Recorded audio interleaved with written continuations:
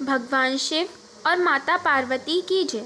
तो भक्तों, आज इस वीडियो में जानेंगे कि रुद्राक्ष की उत्पत्ति कैसे हुई तथा रुद्राक्ष की महिमा के बारे में। यह जानकारी पद्म पुराण से आपके लिए लेकर आए हैं। तो सुनिए। एक बार कुछ ब्राह्मणों ने व्यास से प्रश्न किया कि इस मृत्युलोक में कौन ऐसा मनुष्य है जो पुण्य आत्माओं में श्रेष्ठ, परम पवित्र, सबके लिए सुलभ, मनुष्यों के द्वारा पूजन करने योग्य तथा मुनियों और तपस्वियों का भी आदर पात्र हो। व्यास जी बोले, रुद्राक्ष की माला धारण करने वाला पुरुष सब प्राणियों में श्रेष्ठ है। उसके दर्शन मात्र से लोगों की पाप राशि विलीन हो जाती है। रुद्राक्ष के स्पर्श से मनुष्य स्वर्ग का सुख भोगता है और उसे धारण करने से वह मोक्ष को प्राप्त होता है। जो मस्तक पर तथा हृदय और बाह में भी रुद्राक्ष धारण करता है, वह इस संसार में साक्षात भगवान शंकर के समान है। रुद्राक्षधारी ब्राह्मण जहाँ रहता है, वह देश पुण्यवान होता है। रुद्राक्ष का फल तीर्थों में महान तीर्थ के समान है। ब्रह्म ग्रंथि से युक्त मंगलमय रुद्राक्ष की माला लेकर जो जप, दान, स्तोत्र, मंत्र और देवताओं का पूजन करता तथा दूसरा कोई पुण्य कर्म करता है, वह सब अक्षय हो जाता है तथा उससे पापों का क्षय होता है। जिसमें कीड़ों ने छेद कर दिया हो, जिसका लिंग चिन्ह मिट गया हो तथा जिसमें दो बीज एक साथ सटे हुए हों, ऐसे रुद्राक्ष के दाने को माला में नहीं लेना चाहिए।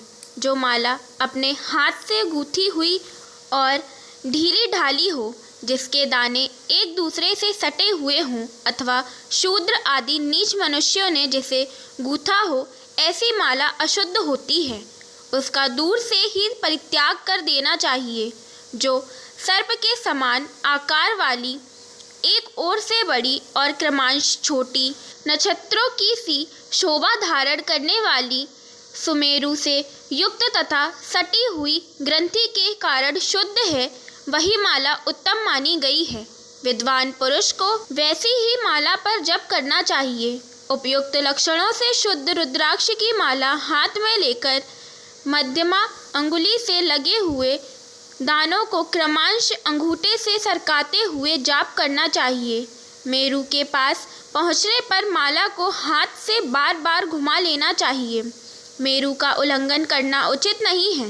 वैदिक, पौराणिक तथा आगमोत्र जितने भी मंत्र हैं, सब रुद्राक्ष माला पर जप करने से अभिष्ट फल के उत्पादक और मोक्षदायक होते हैं। जो रुद्राक्ष माला से चूते हुए जल को मस्तक पर धारण करता है, वह सब पापों से शुद्ध होकर अक्षय पुण्य का भागी होता है।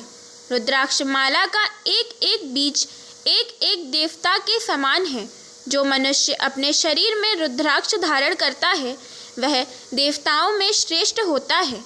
पहले किसी सतयुग में एक त्रिपुर नामक दानव रहता था।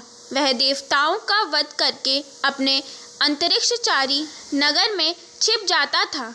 ब्रह्मा जी के वरदान से प्रबल होकर वह संपूर्ण लोकों के विनाश की चेष्टा कर रहा था। एक समय देवताओं के निवेदन करने पर भगवान शंकर ने यह भयंकर समाचार सुना। सुनते ही उन्होंने अपने आजगव नामक धनुष पर विकराल बाण चढ़ाया और उस दानव को दिव्य दृष्टि से देखकर मार डाला। दानव आकाश से टूटकर गिरने वाली बहुत बड़ी लूका के समान इस पृथ्वी पर गिरा। इस कार्य में अत्यंत श्रम होने के कारण रुद्रदेव के शरीर से पसीने की बूंद टपकने लगी। उन बूंदों से तुरंत ही पृथ्वी पर रुद्राक्ष का महान वृक्ष प्रकट हुआ। इसका फल अत्यंत गुप्त होने के कारण साधारण जीव उसे नहीं जानते। एक बार कार्तिकेय के पूछने पर भगवान शिव ने कहा, रुद्राक्ष के धारण करने से मनुष्य संपूर्ण पापों से छूट जाता है। यदि कोई हिंसक पशु भी कंठ में रुद्राक्ष धारण करके मर जाए तो रुद्र स्वरूप हो जाता है। फिर मनुष्य आदि के लिए तो कहना ही क्या है। जो मनुष्य मस्तक और हृदय में रुद्राक्ष की माला धारण करके चलता है, उसे पग पग पर अश्वमेध यज्ञ का फल प्राप्त होता है। रुद्राक्ष में 1 से लेकर 14 तक मुख होते हैं। जो कितने भी मुख वाले रुद्राक्षों को धारण करता है वह मेरे समान होता है।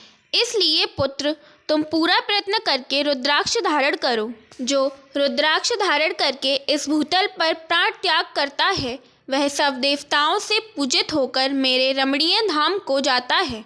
जो मृत्यु काल में मस्तक पर एक रुद्राक्ष की माला धारण करता है वह शैव, वैष्णव, शाक्त, गणेशोपासक और सूर्य उपासक सब कुछ है। जो इस प्रसंग को पढ़ता, पढ़ाता, सुनता और सुनाता है वह सब पापों से मुक्त होकर सुखपूर्वक मोक्ष लाभ करता है। तो बोलिए पार्वती पत हर हर महादेव की जय।